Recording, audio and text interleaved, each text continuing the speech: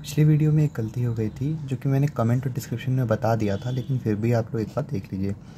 Index cost of improvement is equal to cost of improvement into sales year index upon improvement year index. मैंने improvement की जगह purchase कर लिया था, आप लोग भी इसको सही कर लीजिएगा।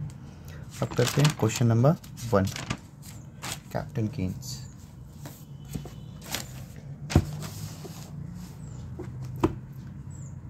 Question number 1. An SSE had purchased 500 shares of the total face value of rupees 5,000 for rupees 8,540 in May 2006. कितने की थी 5,000? तो हमें उससे मतलब नहीं है। 5,000 का फेस वैल्यू था, लेकिन हमने परचेज किया है 8,540 में, तो परचेज वैल्यू क्या हो जाएगी शेयर्स की? 8,540.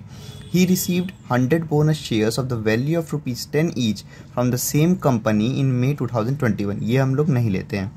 He sold the original 500 shares on 1 June 2021 for rupees 60,000. तो sales value ये आ गई। For the assessment year 2022-23, compute capital gains of Mr. A.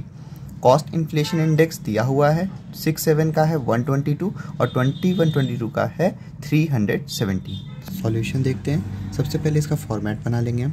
Computation of taxable capital gains.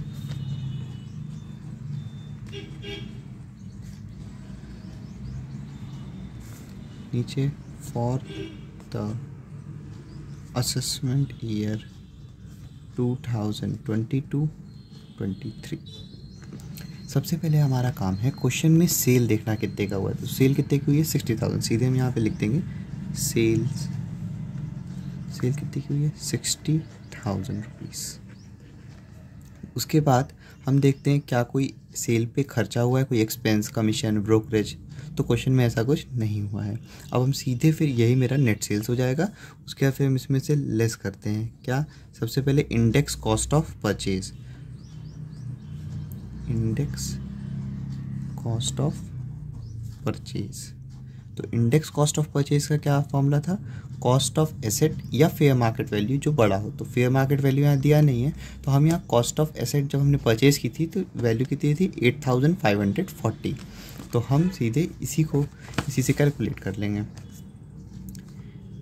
तो cost of asset 8,540 into sales year index. तो हम cell कब कर रहे हैं? 2021 में, यानी कि ये इंडेक्स लगेगा। सेल्स ईयर इंडेक्स ये हो गया upon purchase year index. Purchase कब किया था हमने? 2006 में, तो 2006-7 का 122। इसको हम सॉल्व कर लेंगे।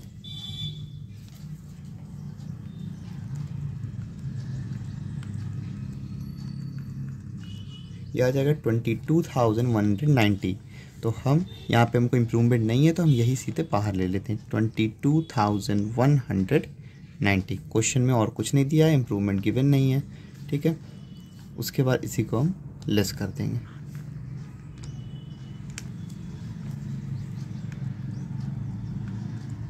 $37,810 हमारा आ गया tax long term capital gains. अब लॉन्ग टर्म कैपिटल गेन क्यों लिखा? कैपिटल गेन तो होता है ये।